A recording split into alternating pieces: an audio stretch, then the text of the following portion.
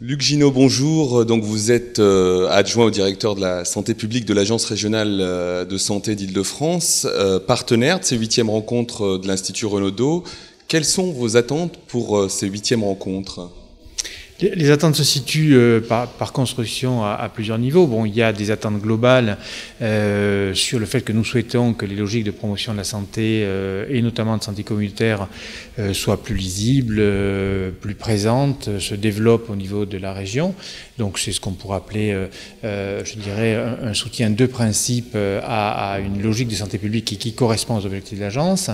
Nous avons ensuite des attentes un peu plus ciblées sur un certain nombre d'axes forts de la politique régionale dont nous pensons qu'elle passe notamment par une appropriation toujours plus forte par les acteurs locaux, avec un sujet central pour nous qui est la question de la réduction des inégalités entre les catégories sociales et entre les territoires au sein de notre région,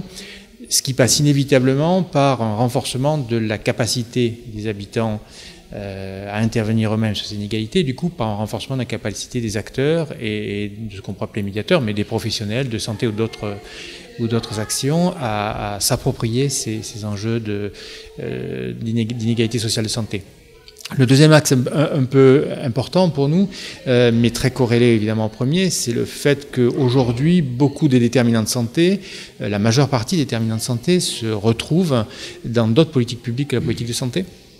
Et du coup, c'est un savoir-faire qu'il faut développer, c'est-à-dire pour un professionnel de santé, pour un professionnel de santé publique, mais aussi pour un usager, en représentant la communauté, être mieux armé pour intervenir sur des politiques urbaines, des politiques sociales, des politiques d'éducation, des politiques culturelles, de façon à ce que ces politiques puissent contribuer à une amélioration de l'état de santé. C'est non seulement un principe, mais c'est aussi un savoir-faire, une technique, une connaissance, et que l'agence souhaite et a besoin que les partenaires locaux en particulier s'approprient ces techniques et ces connaissances. Et puis on a des attentes que je qualifierais de plus précises, plus techniques,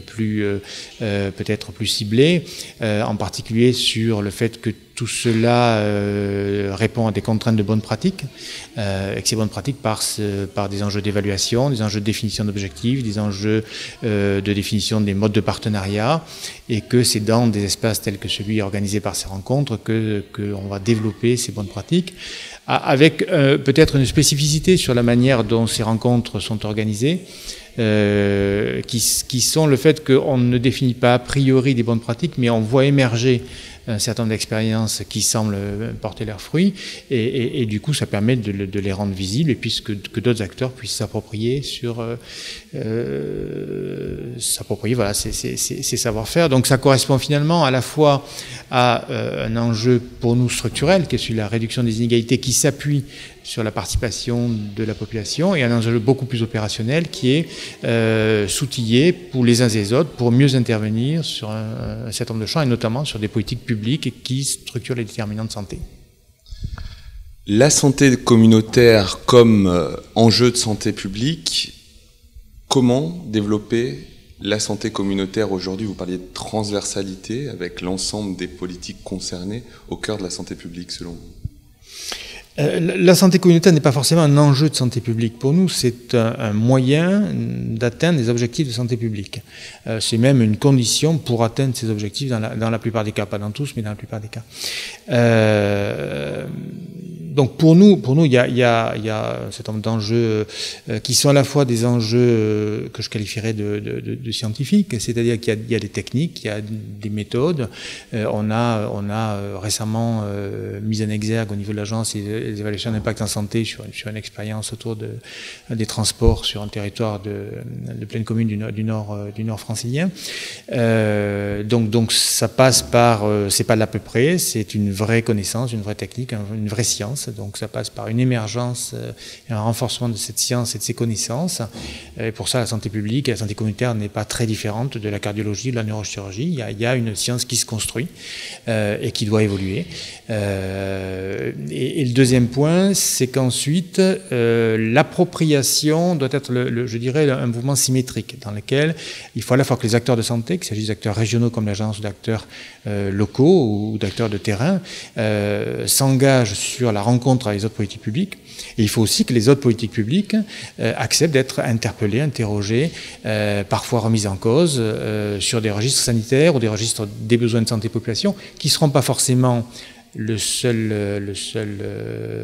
critère sur lequel on jugera ces politiques, mais qui doivent intégrer ces critères-là. Donc je dirais un double mouvement, un mouvement dans lequel les professionnels de santé du niveau régional, du niveau local et du niveau national vont vers les autres politiques publiques, et un mouvement dans lequel les autres acteurs de la politique publique se considèrent comme investis d'une responsabilité en santé. Là encore, si je tire les conséquences de la présentation de l'évaluation d'impact en santé sur les transports, on a vu comment les transporteurs qui étaient la SNCF, la RATP ou les aménageurs qui étaient la Société du Grand Paris, pour parler d'un enjeu qui est aujourd'hui majeur en Île-de-France, eh bien ces acteurs non sanitaires étaient finalement, après une période probablement un peu interrogative, étaient décidés à s'appuyer sur les recommandations dans le domaine de la santé, qui elles-mêmes étaient fondées sur une participation importante des habitants des zones concernées. Monsieur Luc Ginaud, merci. Je vous en prie, merci à vous.